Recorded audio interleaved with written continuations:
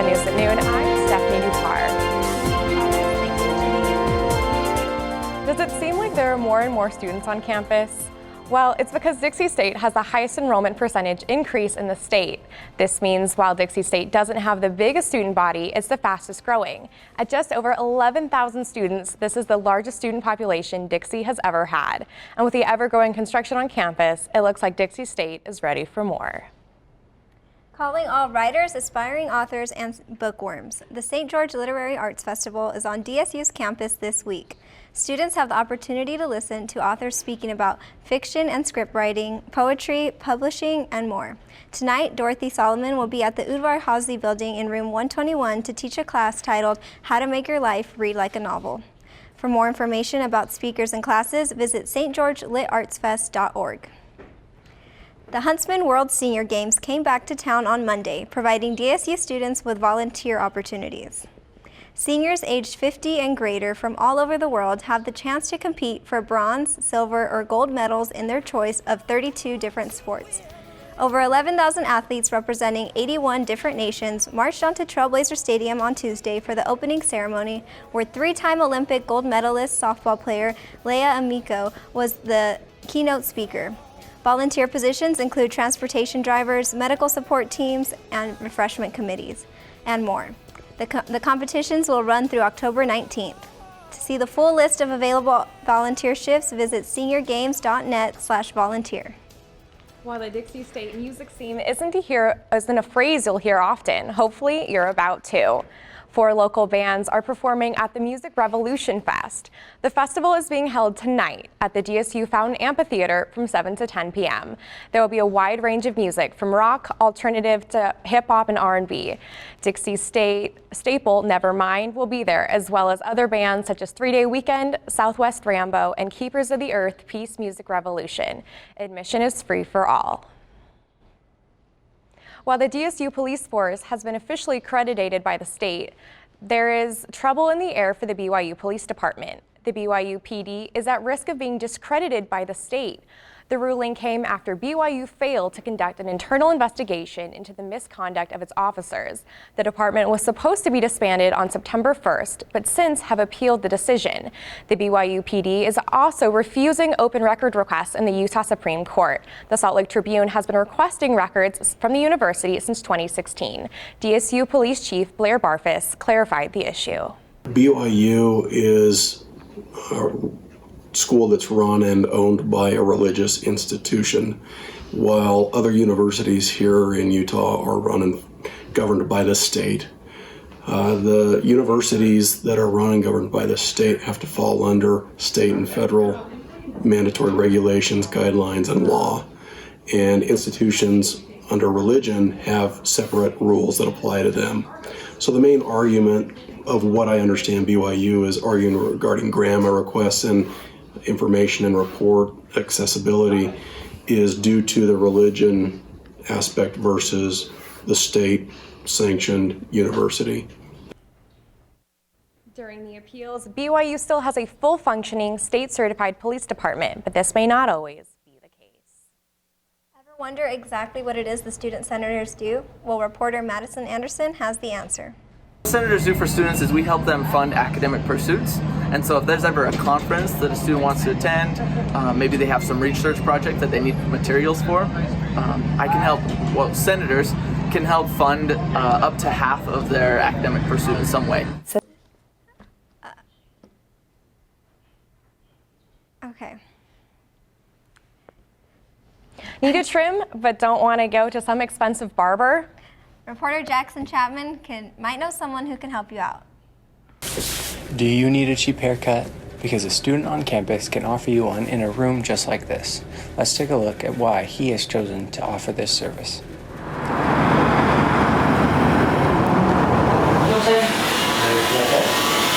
It all started when I came down here to St. George. I didn't really know what I wanted to do.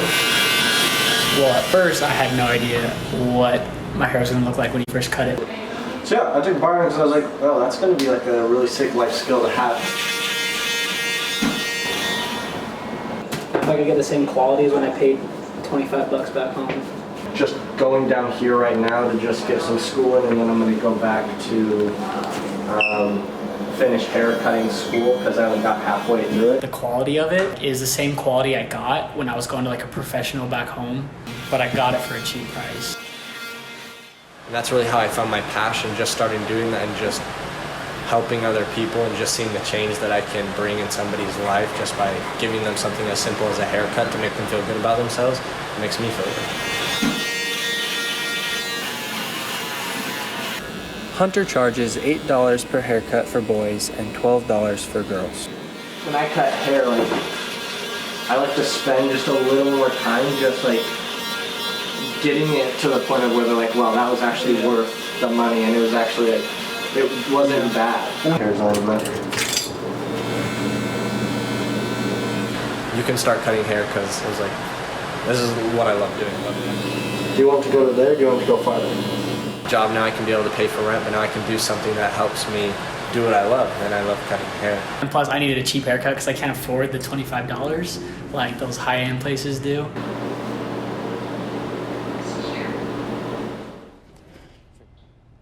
It's nice to have someone offer affordable haircuts in St. George. I know, and kudos to him for being an entrepreneur. Absolutely. Need a place to study, get some exercise, and live in Washington? Well, the new park the City of Washington built might be the place for you. Shooting Star Park is complete with a large field, a basketball court, playground, tennis court, and a picnic area with facilities. Shooting Star Park is surrounded by new homes, providing the City of Washington with not only outdoor recreation areas, but also a place to live. Zion National Park is one of Utah's main attractions that was previously thought to be visited by 4,000 people a year. But the system, which had been in place since 2013, only counted the number of cars that passed through. Park officials updated the system this year to count the actual number of people in every vehicle, marking this year's numbers at almost 2.8 million visitors. That's really an insane amount of people in that small of a park. I know, and it's probably because Miley Cyrus just went last month. Good thing I have my park pass. Next up, Michael Sanaskoy and head football coach Paul Peterson will be talking about last week's win and how the team is preparing for Simon Fraser. There is a place where rocks bleed and nature blushes on a battlefield green with envy, where dimples determine destiny and a tiny wooden tee holds the outcome in the balance. There is a place where friends are opponents and opponents are friends, where the prize is elusive, the conquest is captivating, and the score isn't settled till the drinks are down. There is a place. I take the road less traveled, run free, unwind, unravel, someplace outside with lots to do. Green trees, red rocks, and don't forget that blue sky. The sunshine shining, sunshine pouring on me. Think I might just stay a while. Say hooray all day because the sun is gonna shine on me. Sun is gonna shine on me. Sun's gonna shine on me. So, I'm kind of new here, but I've noticed a trend. My human does this funny thing where she goes around and gets all my toys, and then she hides them in that basket by the door. You know, but it's always the same basket, and it's always in the same place. And then she acts so surprised when I find them, but, you know, she's putting them in the same basket. Again. It's like, hello, that's where you put it last time. You were the worst at hide and go seek. Welcome back. Football improves to 4-1, extending their winning streak to 4-1. Joining me here today is head football coach Paul Peterson. What's going on, Coach? How you doing today? Doing awesome. Thanks for having me on. Yeah, it's awesome to hear. So, I don't know if you can tell, I'm ready to get started. Let's get this ball rolling, right? Yeah, let's go. So, last weekend, you guys are coming off from a long road trip, and you won all 3 road games, and I couldn't imagine just being on the road for that long and how exhausting and crazy it is. And I know we were talking about it like a little bit before we went on. Can you just explain like how crazy it was? Yeah, no. So we try and keep it where they're fresh for the game. So we have our Fast Thursday practice, and then we got on the bus most of the time early on that Friday, and our guys did a good job handling it. We try and stop and get them lunch, make sure they're well fed and they're well rested on that bus, but yeah, those road victories are huge. Anytime that you can leave away from your home and go beat some good opponents, RMAC opponents, then you're feeling really good about yourself. We play a lot better when we're at home too, so that's another positive. We got some big games coming up. Yeah, definitely. Now you guys are finally home after almost a month being away from Trailblazer Stadium. It's like, how did it feel being at home for you and the guys, being in front of the home crowd last weekend? That was awesome. We had a great crowd. It was great weather. It was a fun atmosphere for our student athletes to participate in that game, and the outcome was great too. So that's always a positive. Yeah, so definitely. And you got, like I said, you guys had Black Hills State. What was the game plan going into that game? You know, defensively, I thought that we played fairly well. We held them to lower than what they were used to scoring, and offensively, we talked about it all week about trying not to sabotage ourselves, right? So we'd had turnovers and some penalties and things that we'd back ourselves up. A lot of drop balls in South Dakota Mines. So those are some of the things that we want to emphasize and get better at, so we could move the ball better and score some points. And our guys did. Our guys executed at a high level, and we scored a lot of points, and it was fun to make that step. Yeah, definitely. You guys were definitely just going out there, just balling out like you guys always do in like the past 4 games. And I remember second quarter, Keaton Mott was driving the offense down, and he steps up in the pocket and he throws a nice pass to Chase Hess. Yeah. And oh my, that was just 110% effort by Chase Hess. Yeah, there. that was an awesome play. Yeah, an absolute truck there. But do you want me to explain that play? I'll explain that play. It's awesome. So Keaton actually did a really good job. We had good protection. We stepped up in the pocket. It actually wasn't his read. You know, the way we're looking at the post first, and then another route on the sideline. Both those got taken away. So really good by Keaton to step up. And when he stepped up, Chase flashed in front of him, and Chase made a really good effort. We had a couple blocks downfield. You know, Casey Allison did a really good job to spring him. But yeah, Chase, I think 6 guys miss before he got in the end zone. So that's the effort we're talking about, and guys making plays. It's fun to watch. Yeah, it was definitely fun to watch because I was jumping off my seat just watching Chase go. I was like, yes, he scored. That's fun. And speaking of Keaton Mott, earlier in the second quarter, he was running out of bounds. Yeah. And a defender tried to tackle him, and his ankle got cut under as the defender was tackling him, and his ankle everted, and that's what probably caused his injury. And personally, because I've been there, done that, but. And that knocked him out of the game. So, and he's the punter for you guys too. Does that affect special teams at all? Yeah, it does. You know, anytime we got an awesome situation on our offense right now with both those 2 quarterbacks playing at a high level, and they're both really competing and making each other better. And that's always good on any team that you have. And I think that's kind of the mentality we have for our whole team. Every position, we got some really good competition, good battles, and guys earning playing time. With Keaton. With that little injury, you know, Cody came in and stepped up, and same thing's gonna have to happen with the punting game. We're gonna have someone else step up, and it's kind of the next guy mentality, you know. And all these guys are out there practicing and putting in similar situations, and so they're prepared. And that's my job as a coach to make sure the next guy's ready. Yeah, definitely. It was Cody's time to step up, and as right before he was about to take charge for the offense, did you give him any advice before? Like he just controlled the rest of the game? I wish I had some sort of awesome speech for him. I think I just told him not to suck, maybe. I don't know. Because I know. No, it's just like, you're up, man. Let's go. Yeah. And you know, he'd been waiting for his turn, so he was ready to go. I didn't need to say anything to him. He's already juiced up. So. Yeah, because I've seen Cody play like in previous games, and he's a good talent. Yeah. He's good talent. Yeah. And he definitely delivered. Black Hills State, you guys put up 670 yards of total offense. 473 yards through the air and 204 on the ground. Cody, he looked absolutely comfortable in the pocket. He did good. Yeah, 18 for 23, 336 yards passing and 4 touchdowns. Yeah. What a game from Cody. Really high good job to him. all around. You know, Keaton, before he left the game, he was 12 of 15, so both of them right around 80% completion percentage. 8 of 10 balls you're completing in a game is pretty awesome. Yeah. We'd been around 50%, hovering around there, and that was not the expectation that we had for our offense, and they met it and exceeded it this past game, and that was fun to watch. And it was fun to see them take what the defense was giving us. They weren't forcing any passes that aren't there, and we didn't throw the ball to the other team. And our guys, when they got it, were very accurate and made some good plays with their hands. So I was proud of our guys. And kudos to the defense too. They got the job done too, and provided you guys the ball every time. And you guys didn't punt throughout the second half, which is another plus for the offense. I hate the punter. You know, if we don't punt in a game, that means we're doing a good job. So we try and stay away from that. But we like kickoffs and extra points. Those are good. Yeah, and definitely you guys were definitely aggressive on 4th and 1, 4th and 2 situations throughout the second half, and you guys converted, which is another good awesome thing, another good stat.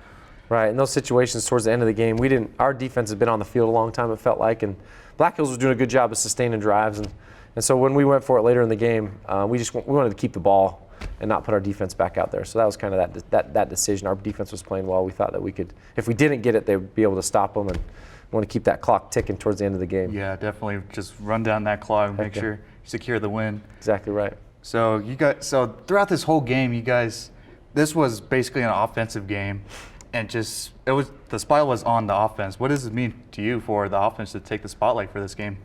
No, it's fun. Our defense has done a really good job throughout the whole season, putting us in really good situations to be successful offensively, keep giving us the ball back with turnovers and giving us short fields, and we haven't really been able to capitalize. Like I said, we're talking about sabotaging before. We've kind of the defenses haven't really stopped us. It's kind of been ourselves not executing, and this game everything was clicking, everything was working. So that's fun, and it's fun to see the hard work of the guys start to pay off. And we've made these steps to progress to where we're at, and we got to continue on that trend. And so that's our goal. Yeah, definitely. Always improving. Yeah, definitely, and hopefully this trend continues to Simon Fraser the next upcoming game, home game. So you guys got Simon Fraser, and what I've researched, they're struggling in the season, and they're not running the ball really well, but they're really passing the ball a lot. So what's the game plan going to Simon Fraser, and will we see Cody Wilstead take more snaps under center?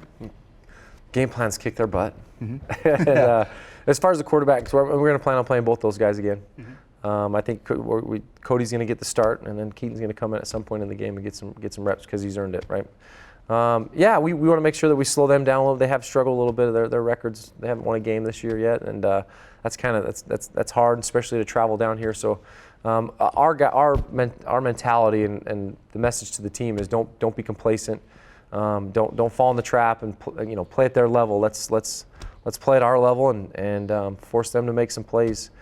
They've got a couple good guys too, and we tell our guys that. But it's just to keep this trend going, because we got a big stretch coming up that's important for conference and potential conference championship and playoffs, and so we got to keep that mentality. Yeah, definitely keep that mentality down the road, and I know what's some areas of improvement to work on, because I know when Keane was in the game, he would force the ball into double coverage, and I don't remember the point in time, but Keane was about to get sacked, and he still throws the ball and almost fumbles the ball. And defensively, just got to stay disciplined with the penalties. Yeah, it's frustrating a couple times where this season where we've got third downs and we're off the field and there's a late hit, or we've made a poor decision where we've cost us a first down, and so that's not smart. We got to make sure we address that. As a staff, we're doing it right away and pulling the guy out of the game and talking to him and letting him know that's you let the team down. You let your emotions hurt our team, and so that's not okay. That's something that we've definitely emphasized. And a lot of the guys that are doing it are younger guys, that need to learn, maybe grow up a little bit, and so we definitely want to make sure that we do that. Yeah, definitely, and I'm for sure going to the football game. Yeah, come on out. Yeah, for sure, giving you guys that run, pass call in the stands. Coach Pearson, it was a pleasure having you on the show. Thank you for coming on. Thanks for having me. You're the man. When we come back, we have the latest. We have the latest on men and women's soccer, women's volleyball, and women's swim preparing for their first meet. Sweet. Yeah. When we adopt a shelter pet, we discover they're a unique mix of all kinds of things. There it is. Keep going with it. Leo. They're a little bit of a lot of things, but they're all pure love. Hey guys, how are you today? Good. I'm here to talk about how with technology you can make amazing worlds. Come with me. My team and I bring the Halo world to life. Is that you? That is me. I wasn't a math genius and I knew nothing about coding. But you guys do. You guys have the power to change things. I want your job. I want you to have my job. They gave me Vicodin after my knee surgery. They kept prescribing it, so I kept taking it. I didn't know it would be this addictive. I didn't know how far I'd go to get more.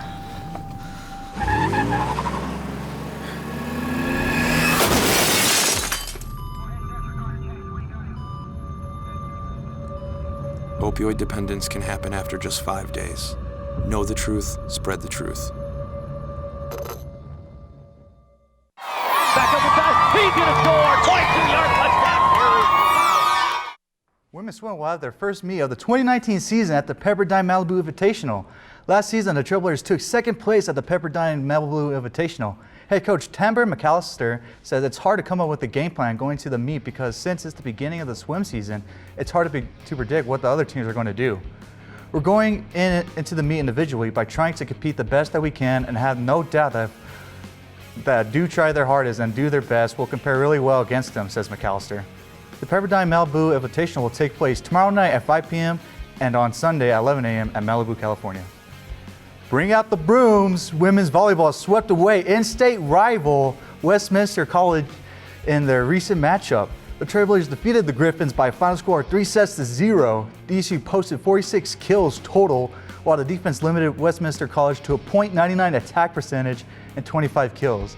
The women's volleyball team will have its next set of games against UCCS tomorrow night at 6 p.m. and Colorado School of Mines on Saturday at 3 p.m. at the Student Activity Center. Home sweet home. The men's soccer team will open up a 4-game homestand, first playing against South Dakota Mines and Colorado School of Mines. The Trailblazers finished off a 4-game road trip, winning 3 out of the 4 games on the road. DSU previously defeated Fort Lewis by a final score of 4-1. South Dakota Mines come to the matchup against DSU, previously defeating Colorado Christian by a final score of 2-1. Colorado School of Mines previously drew a draw against MSU Denver by a final score of 1-1. The men's soccer team will play South Dakota Mines tomorrow night at 7:30 p.m. and against Colorado School of Mines on Sunday at 11 a.m. at Trailblazers Stadium. Let's play 2. The DSU women's soccer team will have 2 home games against Colorado Christian and Colorado School of Mines. The Trailblazers played against number 1 ranked team in Division II women's soccer, UCCS. We gave UCCS a run for their money but fell short by a final score of 1-2. Colorado Christian coming to the matchup against DSU, previously losing to Fort Lewis by a final score of 1-2. Colorado School of Mines previously defeated Adams State by a final score of 2-0. The DSU women's soccer team will play Colorado Christian tomorrow night at 5 p.m. and will play Colorado School of Mines on Sunday at 1:30 p.m. at Trailblazers Stadium. There is so much action going on this weekend. We got both men and women's soccer, women's volleyball, and football. I got to go check out all those sports. I know. I really need to see another sport besides football. I need to widen my horizons. Well, we're going to leave you with some Halloween fun. Need something to do this Halloween? Well, Red Rock Haunt has your back, or your brains if you're a zombie. Reporter Josh Green has more. What's it like to be a zombie?